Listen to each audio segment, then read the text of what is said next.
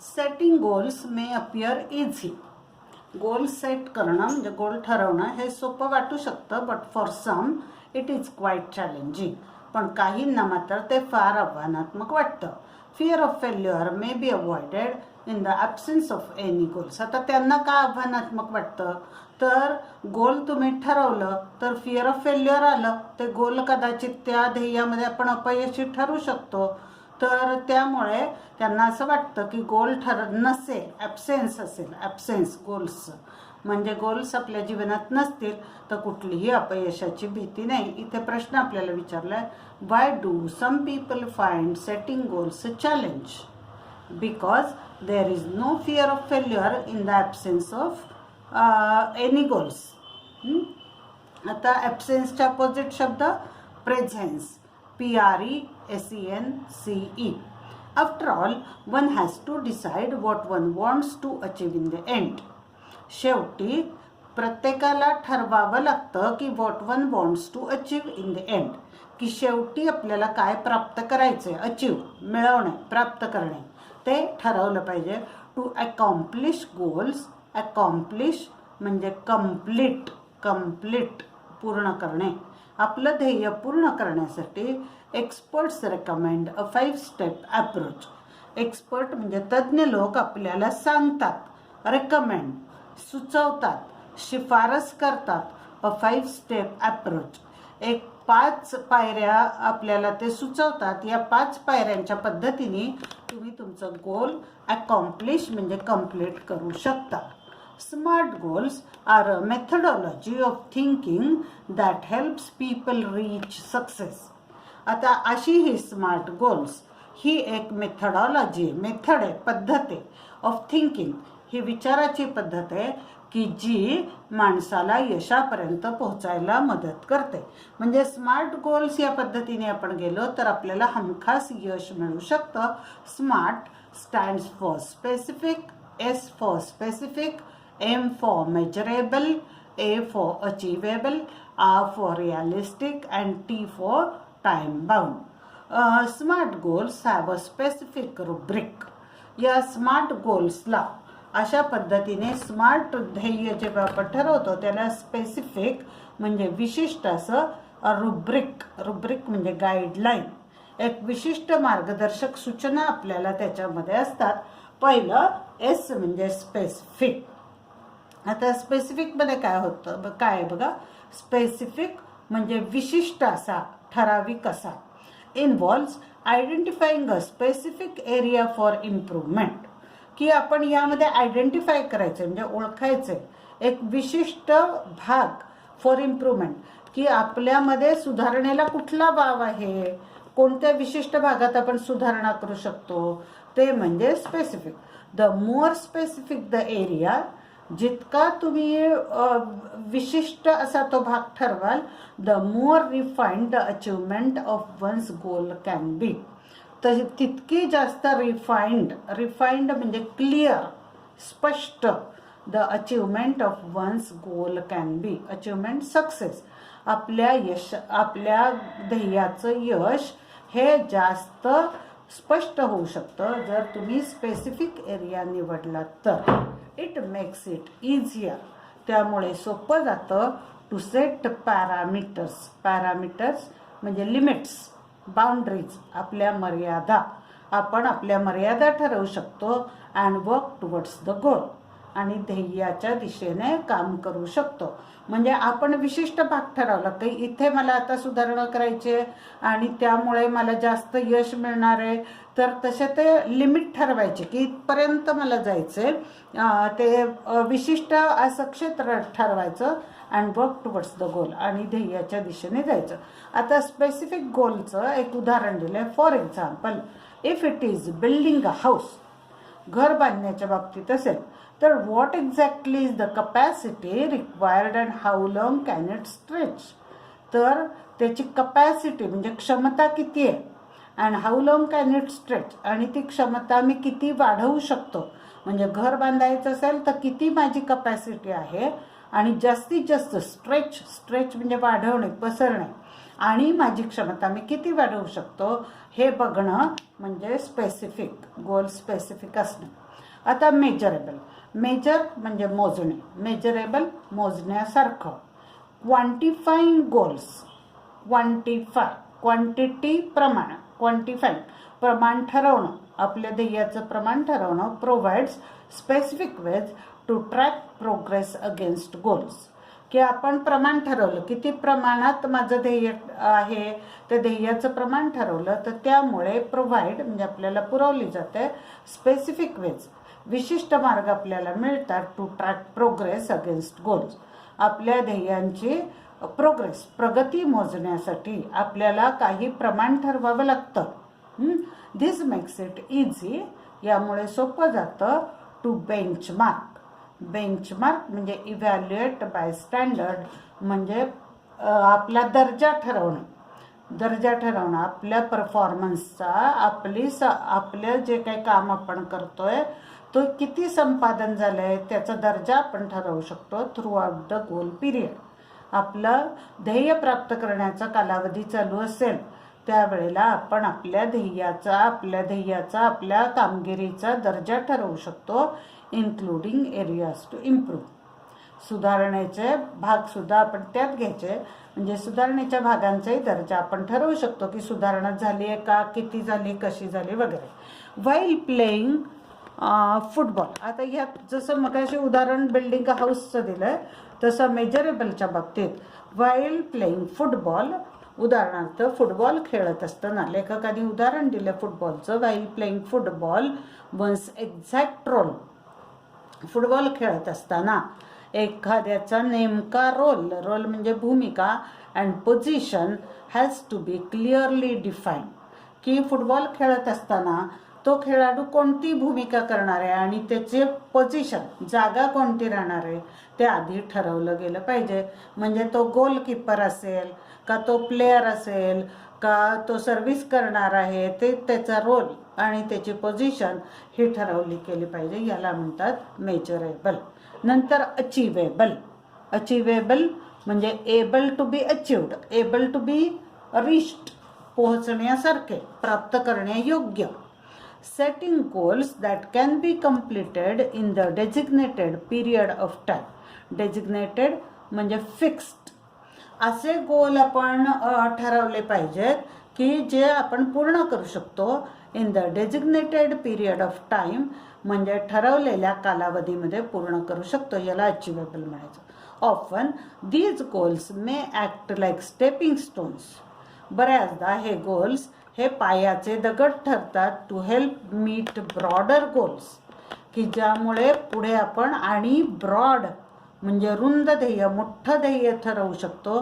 That further define a career, की ज्यामुळे पुढे आपलं करिअर ठरू शकतं. आता ह्या अचिवेबलचं उदाहरण लेखकाने दिलं आहे. As students we can't become a president, आत्ता लगेच तुम्ही एखाद्या राष्ट्राचे राष्ट्रपती बनू शकत नाही, अ प्राईम मिनिस्टर, पंतप्रधान बनू शकत नाही, but can hope to reach those heights in future, पण आज तुम्ही आशा करू शकता की भविष्यामध्ये मी या उंचीपर्यंत पोहोचू शकेन. मग आत्ता तुम्ही छोटे छोटे नेतृत्वाचे भाग म्हणजे वर्गाचा मॉनिटर होणं वगैरे, अचिवेबल ध्येय आपल्याला प्राप्त करण्यासारखं ध्येय ठरवायचं. उदाहरणार्थ आत्ता मी माझा क्लासचा सेक्रेटरी होईल आणि पुढे जात जात जात भविष्यात कदाचित मी प्राईम मिनिस्टर किंवा प्रेसिडेंट बनेल. अचिवेबल गोल, त्याच्यासाठी उदाहरण दिलं आहे. As students we can't become a president, a prime minister, but can hope to reach those heights in future. नंतर realistic, goal should be realistic. It is important to create goals that are within one's current skill. Realistic म्हणजे वास्तववादी, वास्तवात असणारं. उदाहरणार्थ एखादा खेळाडू आहे पण त्याने ठरवलं की नाही मी मोठा कोण होईल, प्रोफेसर होईल, तर तसा तो होऊ शकणार नाही. रिअलिस्टिक पाहिजे, वास्तवाला धरून, की मी खेळाडू आहे ना तर मी मोठा खेळाडू होईन हे ध्येय त्याचं वास्तवाला धरून आहे. तर it is important to create goals, असे गोल्स आपण निर्माण केले पाहिजे that are within one's current skill, की जे आपल्या करंट म्हणजे प्रेझेंट, आत्ताच्या, स्किल म्हणजे कौशल्य, कौशल्याला धरून आहेत, सेट और एरिया ऑफ एक्सपर्टाईज. एक्सपर्टाईज म्हणजे तज्ज्ञ किंवा ज्ञान आणि कौशल्य दोन्ही असणं, एखाद्या गोष्टीत एक्सपर्ट असणं, तज्ज्ञ असणं. ज्या गोष्टीचं स्किल माझ्याकडे आहे किंवा एक्सपर्टाईज माझ्याकडे आहे, म्हणजे जी गोष्ट मला चांगली जमते त्याला धरून आपलं गोल असलं पाहिजे. Building expertise takes time. असं कौशल्य प्राप्त करणं याला वेळ जातो. So expecting to become an expert in a short amount of time is unrealistic. म्हणून एखाद्या गोष्टीमध्ये थोड्याच काळात मी एक्सपर्ट बनेन, शॉर्ट अमाऊंट ऑफ टाईम, कमी काळामध्ये मी एक्सपर्ट बनेन ही अपेक्षा करणं हे अनरिअलिस्टिक. रिअलिस्टिकच्या अपोजिट अनरिअलिस्टिक म्हणजे वास्तवाला धरून नाही. म्हणजे एखादी गोष्ट मला अजिबात येत नाही पण थोड्याच काळात मी त्याच्यात एक्सपर्ट बनेन ही अपेक्षा करणं हे वास्तवाला धरून नाही, ते काही बरोबर नाही. Being realistic will make it easy. म्हणून वास्तववादी होणं हे आपल्याला सोपं करेल to be successful at attaining goals. आता बघा, अटेन, अचीव, गेट हे एका अर्थाचे शब्द आहेत, म्हणजे मिळवणे, प्राप्त करणे. तर आपलं गोल साध्य करणं यासाठी, त्यात यशस्वी होणं यासाठी आपण वास्तववादी राहिलं पाहिजे. आता याचं उदाहरण, if defensive and not aggressive the goal perhaps lacks realism. तुम्ही जर आता हे अपोजिट वर्ड्स आहेत बघा, डिफेन्सिव्ह आणि ॲग्रेसिव्ह. डिफेन्सिव्ह म्हणजे बचावात्मक, ॲग्रेसिव्ह म्हणजे आक्रमक. तर तुम्ही जर बचावात्मक राहिलात आणि आक्रमक नाही झालात, the goal perhaps lacks realism, तर त्या गोलमध्ये कदाचित अभाव असेल, वास्तवाचा अभाव. रिअलिझम वास्तव, लॅक म्हणजे अभाव, वास्तवाचा अभाव असेल. We must have the clear picture in mind. आपल्या मनामध्ये स्पष्ट चित्र असलं पाहिजे. And must have the ability to adhere to that picture. आणि आपल्यामध्ये क्षमता असली पाहिजे टू ॲडहिअर म्हणजे टू स्टिक टू, चिकटून राहणे, त्या चित्राला चिकटून राहण्याची क्षमता आपल्यामध्ये असली पाहिजे. हे रिअलिस्टिक गोल. आता शेवटचं स्मार्टमधलं टाईम बाउंड. टाईम बाउंड वेळेची मर्यादा असलेलं. Establish time parameters. आता निश्चित करा तुमचे टाईम पॅरामीटर्स म्हणजे वेळेचा निदर्शक, वेळेचा निकष हा तुम्ही स्थापित करा अराउंड इच गोल. प्रत्येक गोलला, प्रत्येक ध्येय किती वेळेमध्ये मला पूर्ण करायचे ते निश्चित करा. As it will help increase focus and accountability. कारण त्यामुळे आपल्याला फोकस आपलं वाढेल, त्या गोष्टीवरचा फोकस म्हणजे लक्ष, त्या गोष्टीवर आपलं लक्ष राहील. आणि अकाउंटेबिलिटी म्हणजे जबाबदारी, आपल्यावर जबाबदारी वाढेल की मला समजा सामायिक परीक्षेमध्ये 90% मार्क मिळवायचे, हे गोल आपण ठेवलं तर आपण त्याला पॅरामीटर दिलेला आहे, वेळेची मर्यादा दिलेली आहे की सामायिक परीक्षा म्हणजे 6 महिन्यात मला मिळवायचे, म्हणजे आपलं लक्ष आणि जबाबदारी दोन्हीही वाढेल. आता इथे उदाहरण दिलं आहे, टू रिड्यूस वेट. उदाहरणार्थ रिड्यूस कमी करणे, त्याच्या विरुद्ध इन्क्रीज म्हणजे वाढवणे. वजन कमी करायचं आहे तर we know how to go about it. आपल्याला माहिती आहे की वजन कसं कमी करायचं, but without consistent time bound action. पण कन्सिस्टंट म्हणजे सतत, सलग, पण सतत वेळ ठरवून जर कृती केली नाही तर it never becomes a reality. ते कधीही वास्तव बनत नाही. It may be exercise, diet and stress free thoughts. मग तुम्ही एक्सरसाइज करा, डाएट, आहार ठरवा आणि स्ट्रेस फ्री, तणावमुक्त असे विचार. या 3 गोष्टींनी काय होतं, वजन कमी होतं. एक्सरसाइजनी, डाएटनी आणि स्ट्रेस फ्री थॉट्स म्हणजे तणावमुक्त विचार. या 3 गोष्टी आपल्याला करायच्या असतील पण त्याला काय ठरवा, टाईम ठरवा की किती टाईममध्ये माझं किती वजन कमी झालं पाहिजे. All these have to be practised and implemented without hesitation, doubt और इंडिफरन्स. या सगळ्याचा आपण प्रॅक्टिस केली पाहिजे, सराव केला पाहिजे. अँड इम्प्लिमेंटेड, इम्प्लिमेंट अंमलात आणणे, अंमलबजावणी करणे.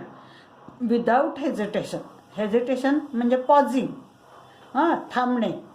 अजिबात न थांबता, न बिचकता, डाऊट शंका न घेता, और इंडिफरन्स किंवा उदासीनता, इंडिफरन्स उदासीनता न ठेवता हे तुम्ही प्रॅक्टिसही केलं पाहिजे आणि अंमलातही आणलं पाहिजे. ह्या 3 गोष्टी, exercise, diet and stress free thoughts, but within a deadline.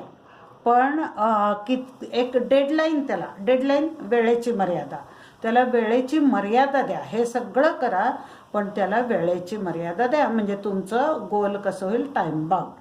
आता visions, wishes, intentions and dreams are all valuable. आता बघा, हे गोल्सचे महत्त्वाचे भाग आहेत.